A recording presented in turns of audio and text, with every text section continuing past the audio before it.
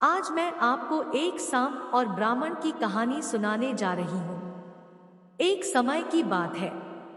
लालपुर नाम के एक गांव में सुखदेव नाम का दरिद्र ब्राह्मण अपनी पत्नी और अपने एक बेटे के साथ रहता था।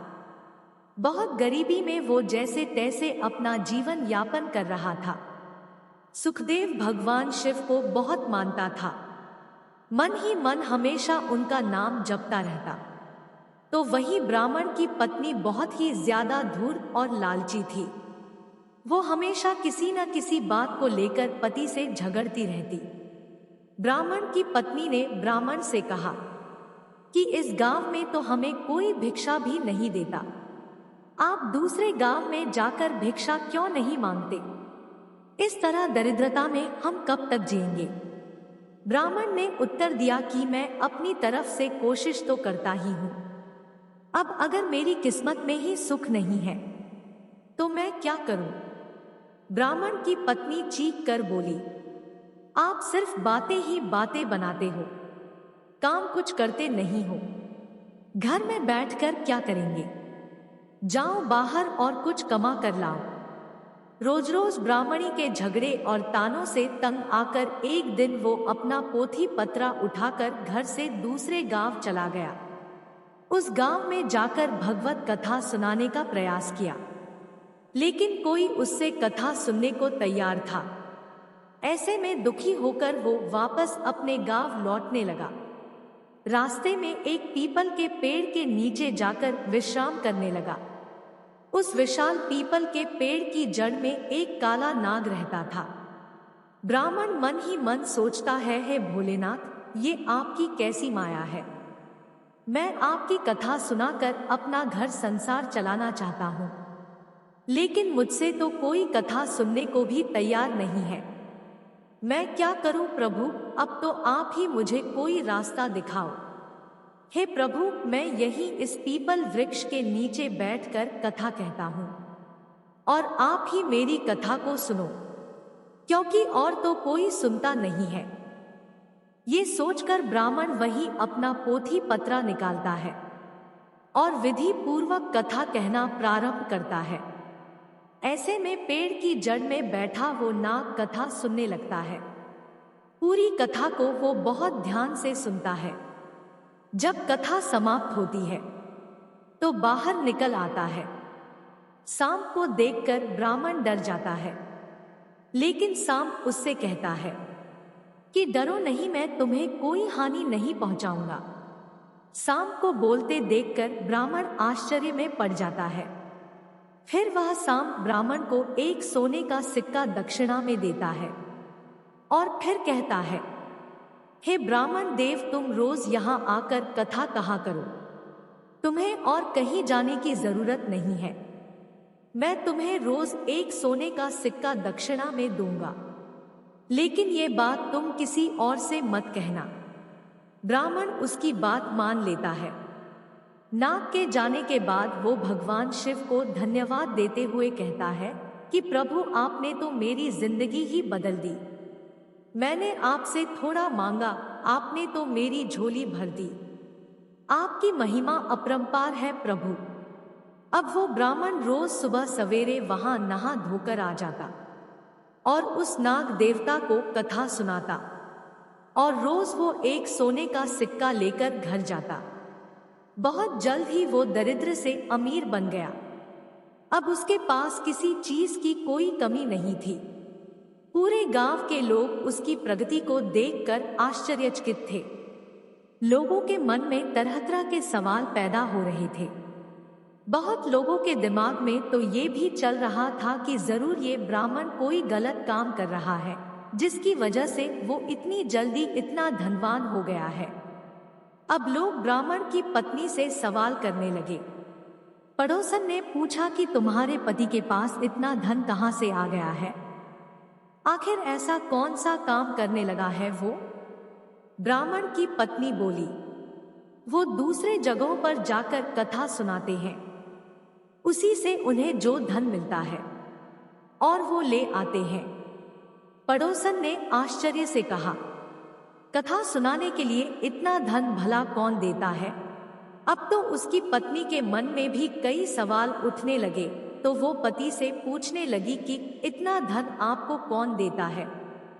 लेकिन ब्राह्मण से तो नाग देवता ने किसी को कुछ बताने से मना किया था, इसलिए वो कुछ नहीं बताता। लेकिन उसकी पत्नी तो उसके पीछे ही पड़ गई। वो हर रोज जिद करने लगी, जिससे ब्राह्मण सोने के सिक्के के बारे में उसे बता दे कि वो कहाँ से आता है। ऐसे में एक दिन ब्राह्मण विवश हो गया और उसने धीरे से पत्नी को नाग के बारे में सब बता दिया।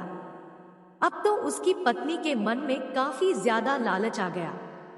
उसने सोचा कि जरूर उस पीपल के पेड़ के नीचे कोई खजाना है, जहां से वह नाग सोने की मुहर लाकर देता है।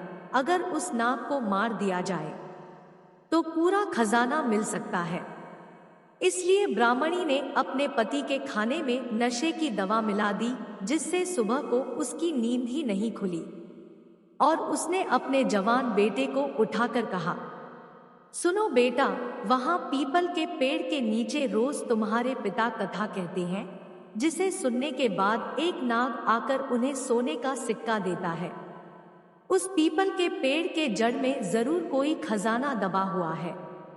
आज तुम वहां जाकर कथा कहो, और जब कथा समाप्त होने पर वो सर्प तुम्हें सिक्का देने आए, तो उसे मारकर उस पेड़ के नीचे से पूरा खजाना निकाल कर ले आना।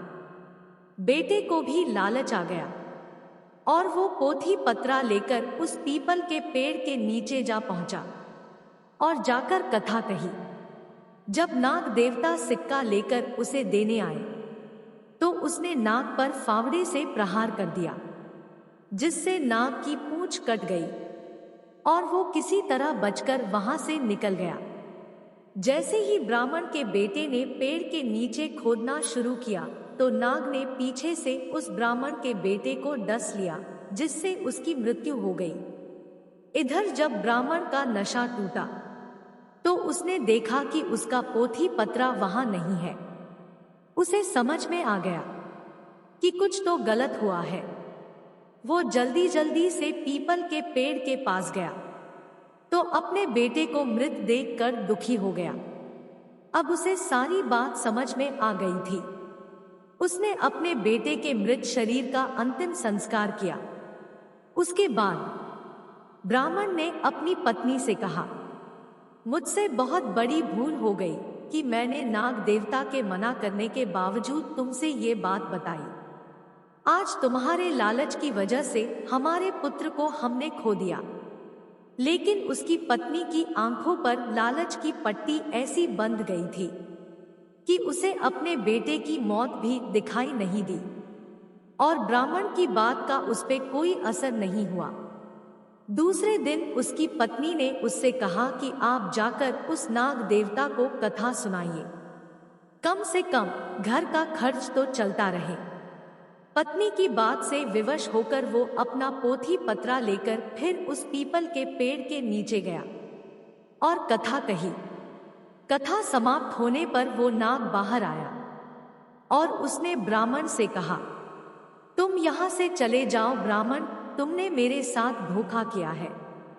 तब वह ब्राह्मण बोला, नाग देवता मुझे माफ कर दीजिए, मैं अपनी पत्नी की बातों में आकर विवश हो गया था और मजबूरन उसे मुझे सच बताना पड़ा। यह सब उसी की करनी का फल है। उसी के कारण मैंने अपने बेटे को खोया है।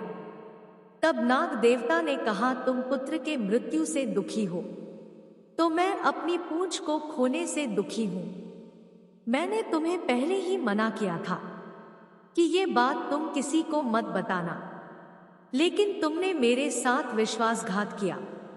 मैं तुम्हें श्राप देता हूं कि जो संपत्ति तुमने मेरे द्वारा अर्जित की, वो सारी नष्ट हो जाएगी। नाग के श्राप से कुछ दिनों में ब्राह्मण फिर से दरिद्र हो गया। उसने अपनी पत्नी से कहा, आज तुम्हारी लालच की वजह से हम फिर से दरिद्र हो गए हैं।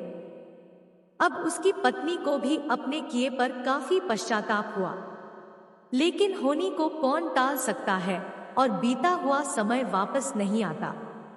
दोस्तों, इस कहानी से हमें ये सीख मिलती है कि इंसान को कभी भी ज्यादा लालच नहीं करना चाहिए, क्योंकि ज्यादा लालच इंसान के लिए घातक साबित हो सकता है। दोस्तों, अगर आप आगे भी ऐसी कहानी सुनना चाहते हैं तो वीडियो को लाइक करें और चैनल पर नए हो तो चैनल को सब्सक्राइब करें, साथ ही बेल आइकॉन दबाएं। हमारे साथ अंत तक बने रहने के लिए धन्यवाद।